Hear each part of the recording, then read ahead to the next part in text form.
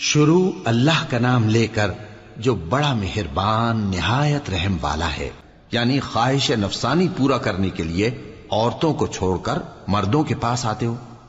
حقیقت یہ ہے کہ تم لوگ حد سے نکل جانے والے ہو۔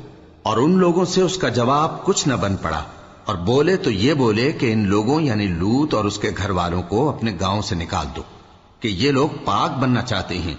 تو ہم نے ان کو اور ان کے گھر والوں کو بچا لیا، مگر ان کی بیوی نہ بچی کہ وہ پیچھے رہنے والوں میں ہو گئی۔ اور ہم نے ان پر پتھروں کی بارش برسائی، سو دیکھ لو کہ گناہگاروں کا کیسا انجام ہوا۔ اور مدین کی طرف ان کے بھائی شعیب کو بھیجا تو انہوں نے کہا، اے قوم، اللہ ہی کی عبادت کرو، اس کے سوا تمہارا کوئی معبود نہیں۔ تمہارے پاس تمہارے پروردگار کی طرف سے نشانی آ چکی ہے، تو تم ناپ اور تول پوری کیا کرو اور لوگوں کو چیزیں کم نہ دیا کرو، اور زمین میں اصلاح کے بعد خرابی نہ کرو۔ اگر تم صاحب ایمان ہو تو سمجھ لو کہ یہ بات تمہارے حق میں بہتر ہے۔ اور ہر رستے پر مت بیٹھا کرو کہ جو شخص اللہ پر ایمان لاتا ہے اسے تم ڈراتے اور اللہ کی راہ سے روکتے اور اس میں کجی ڈھونڈتے ہو۔ اور اس وقت کو یاد کرو جب تم تھوڑے سے تھے تو اللہ نے تم کو جماعت کثیر کر دیا، اور دیکھ لو کہ خرابی کرنے والوں کا انجام کیسا ہوا۔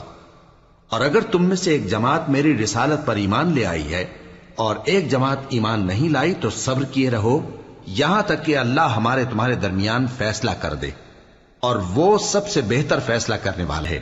تو ان کی قوم میں جو لوگ سردار تھے جو تکبر کرتے تھے وہ کہنے لگے کہ شعیب، یا تو ہم تم کو اور جو لوگ تمہارے ساتھ ایمان لائے ہیں ان کو اپنے شہر سے نکال دیں گے، یا تم ہمارے مذہب میں واپس آ جاؤ۔ انہوں نے کہا، خواہ ہم تمہارے دین سے بیزار ہی ہوں تو بھی، اگر ہم اس کے بعد کہ اللہ ہمیں اس سے نجات بخش چکا ہے تمہارے مذہب میں لوٹ جائیں تو بے شک ہم نے اللہ پر جھوٹ باندھا، اور ہمیں شایع نہیں کہ ہم اس میں لوٹ جائیں۔ ہاں، اللہ جو ہمارا پروردگار ہے وہ چاہے تو ہم مجبور ہیں۔ ہمارے پروردگار کا علم ہر چیز کا احاطہ کیے ہوئے ہے۔ ہمارا اللہ ہی پر بھروسہ ہے۔ اے پروردگار، ہم میں اور ہماری قوم میں انصاف کے ساتھ فیصلہ کر دے، اور تو سب سے بہتر فیصلہ کرنے والا ہے۔ اور ان کی قوم میں سے سردار لوگ جو کافر تھے کہنے لگے کہ بھائیو، اگر تم نے شعیب کی پیروی کی تو بے شک تم خسارے میں پڑ گئے۔